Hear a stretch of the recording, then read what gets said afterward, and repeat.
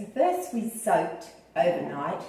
We soaked all the nuts, the seeds, the amaranth, the buckwheat.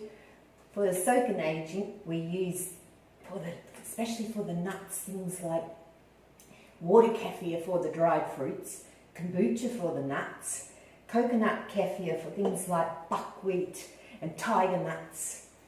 The dried fruits, once soaked, especially with the water kefir, they become so soft. The idea of this is that we're helping it to be much easier on our digestion.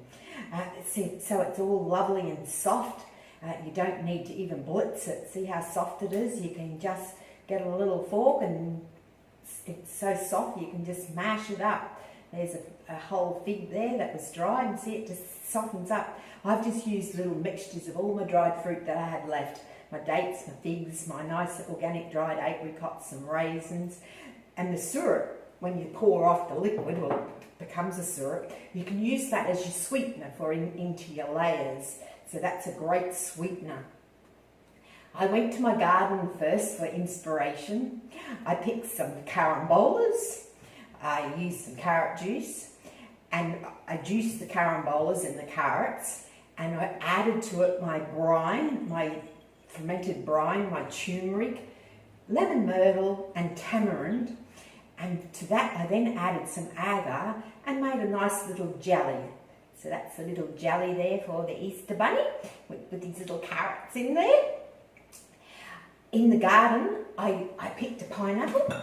So we got a pineapple, a handful of ripe bananas, some green bananas, and with the bananas and the pineapple, I mashed those separate, so you put those into separate bowls, and some avocado, because the avocado is there for a base for the green layer. So we have those all in front of us. Then we start to add additions, so that because we're doing the colours of the rainbow. So your bottom one is your red. So you want that to be like a crust. So don't add a lot of fruit. So don't add like your pineapple or your banana, because it won't go that crusty feel. So with the crust, I've used buckwheat, some coconut, and I did add some goji for red colouring, and some cashew nuts. So that was all blended up, and that's then your layer. I did put a little bit of raspberry in there to give it a little bit more red colouring. So then we start with the colours of the rainbow, and we go up from orange, yellow, green, blue, indigo, and your beautiful lilac. So the colourings I use are things like big kvass. I dehydrate all my brines. I also use for the indigo, you can use berries, anything that will give the colour. I love to use my elderberry. I've got a tonic made with that as well. Davidson plum. So you'll have all little things there that you can use for your blue. I have the beautiful little pigeon pea flower growing, when you can make all colours with that. It's a little bit special, because you can add colours, like you can add lemon, you can add your lemonade, that's from my garden, you can add limes, and you'll then produce violets. So you have real fun with your the little pigeon pea colours, or butterfly pea, sorry, I'm saying pigeon pea, I look down there at the peas, the butterfly powder. So that's how you do, you just layer it all up so you have fun.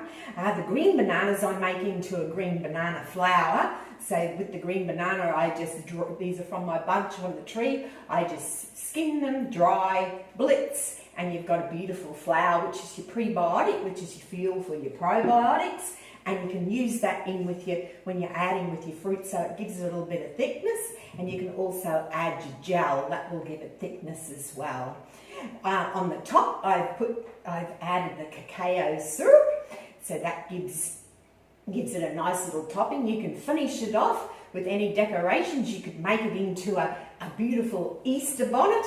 You could put a lovely big ribbon around there and tie a bow on it, and top it all with edible flowers. There's so many things that you can do with your rainbow pie.